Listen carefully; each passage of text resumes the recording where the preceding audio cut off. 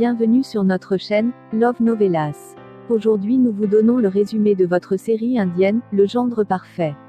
Avant de commencer, si vous êtes nouveau, n'oubliez pas de vous abonner et d'activer la cloche de notification, pour ne pas manquer les prochains épisodes. Raj est passé prendre la grand-mère de Roshni à l'aéroport pour la ramener à la maison. Celle-ci le remercie et dit qu'elle ne sait pas si elle doit être heureuse, que Dédé ait récupéré sa propriété et ses biens, ou bien être triste que Sid et Roshni ont divorcé. Raj lui dit qu'ils sont toujours amoureux et ne pourront pas rester loin de l'autre. Pendant la soirée, l'homme mystérieux entraîne Dédé sur la piste de danse. Dédé n'a pas d'autre choix que de danser avec lui. Tout le monde les observe et les applaudit. Roshni surprise dit qu'elle ne savait pas que sa mère pouvait danser. Sid la taquine et lui dit que c'est l'homme qui danse, et que Dédé ne fait que suivre le rythme. Au même moment, Roshni voit sa grand-mère et se précipite pour la serrer dans ses bras. Sid et Roshni sont heureux de la voir. Sid lui montre Dédé sur la piste de danse. Ce qui surprend grand-mère qui se demande qui est le partenaire de danse de Dédé. Lorsque celui-ci se retourne, grand-mère est choquée quand elle voit son visage. Elle va ensuite vers eux et interrompt la danse, ce qui étonne l'assemblée. Grand-mère emmène Dédé dans la chambre et lui demande comment elle peut oublier ce que cet homme lui a fait, à elle et à sa famille. Dédé lui répond que c'est compliqué. Grand-mère lui dit qu'elle aurait dû penser à Roshni, et le fait qu'elle lui cache la vérité depuis tout ce temps. Au même moment, Roshni entre dans la pièce et leur demande ce qu'elle lui cache. Roshni insiste de savoir ce qu'elle se disait. Dédé lui dit qu'elle n'a entendu qu'une partie de la conversation, et que l'homme n'est en aucun cas lié à eux. Sid rentre dans la chambre et essaie d'emmener Roshni. Mais Roshni lui dit de lui permettre de parler à sa mère.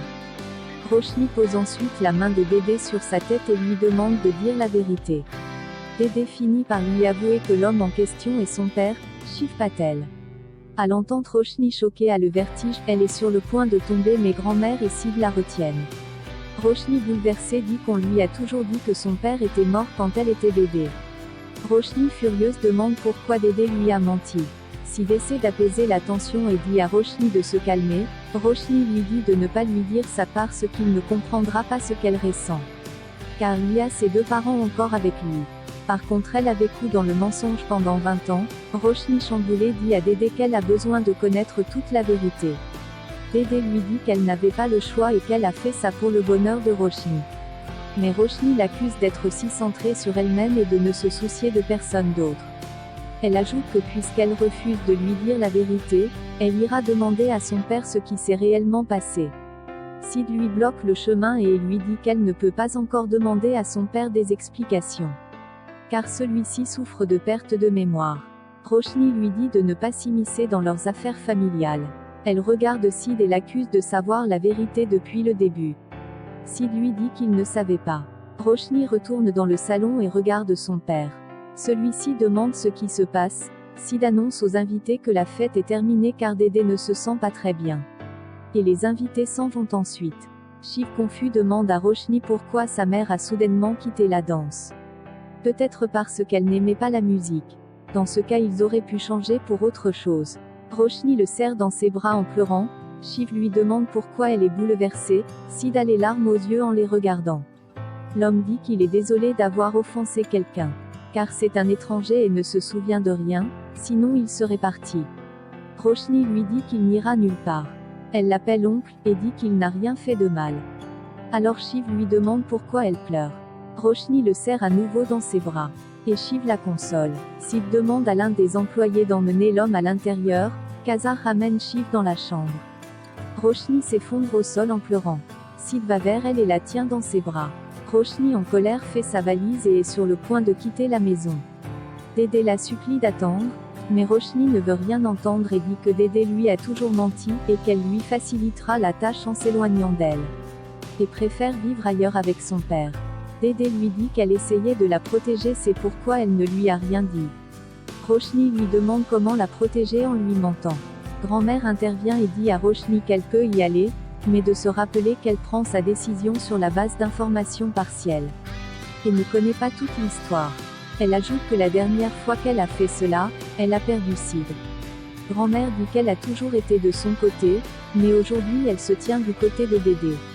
Roshni confuse supplie qu'on lui raconte la vérité. Dédé dit que son sacrifice n'est pas apprécié, alors elle pourrait aussi bien dire toute la vérité. Dédé dit qu'elle ne s'attend pas à ce que Roshni la comprenne. Mona leur dit que Roshni a besoin de connaître toute la vérité. Dédé avoue à Roshni que son père les a abandonnés, et qu'ils ne l'ont pas éloigné de sa fille, c'est lui-même qui a pris la décision de partir et n'est jamais revenu. Roshni, surprise, demande pourquoi il est parti. Dédé dit que c'était à cause de son frère. À l'entendre, Roshni est stupéfaite. Dédé commence alors à raconter toute l'histoire. Elle dit qu'il y a de nombreuses années, elle est tombée follement amoureuse du père de Roshni et c'était charmant à première vue. Leurs idées étaient les mêmes que celles de Roshni. Elle est tombée amoureuse d'un homme de la classe moyenne et son père était contre leur relation. Mais Dédé voulait l'épouser et être heureuse. Alors elle n'a pas écouté sa famille et elle l'a épousé. Ils ont emménagé dans sa maison, ses frères et sœurs faisaient tous partie de la famille. Au début, ils étaient tous très heureux et vivaient paisiblement. Puis sont venus s'ajouter à la famille, elle eut un petit garçon Rohan et ils étaient très heureux. Plus tard Dieu a envoyé un autre ange Roshni et que quand Roshni est né, ils avaient tous l'impression que leur famille était complète, mais le bonheur n'a pas duré éternellement. Un jour Chiffre, qui était le chef du syndicat des enseignants, a organisé une manifestation et le syndicat s'est mis en grève.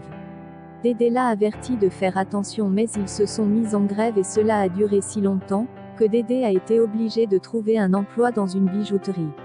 Elle essayait toujours de convaincre Chiffre d'annuler la grève, mais celui-ci ne cédait pas. Les choses ont continué jusqu'à ce que Rohan, le frère de Roshni, tombe gravement malade. Un médecin l'a examiné à la maison et a dit que c'était critique, et qu'il devait être transporté à l'hôpital. Chiffre dit alors qu'ils l'emmèneront dans un hôpital public. Mais le médecin a suggéré un hôpital privé. Chiffre a dit qu'il n'avait pas d'argent. Dédé lui a suggéré qu'ils empruntent de l'argent. Mais Chiffre insista à ce qu'ils emmènent l'enfant dans un hôpital public. Et il l'a emmené l'enfant là-bas. Dédé a continué à le supplier de mettre fin à la grève, mais Chiffre a dit qu'il ne pouvait pas trahir les gens qui lui faisaient confiance.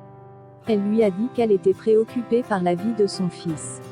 Chiffre aussi dit qu'il était également préoccupé pour la santé de son fils, mais c'est une question d'honneur et de principe.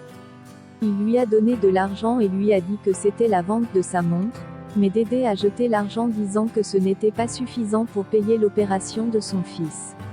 Dédé demande alors l'argent à son père qui a vendu sa propriété et lui a remis l'argent, mais lorsque Dédé arrive à l'hôpital, c'est trop tard. Son fils était déjà mort. Chiffre rentre à la maison et les voit en détresse. Il les confronte et dit Rohan était aussi son fils. Dédé en pleurs dit qu'il était son fils mais maintenant il n'est plus.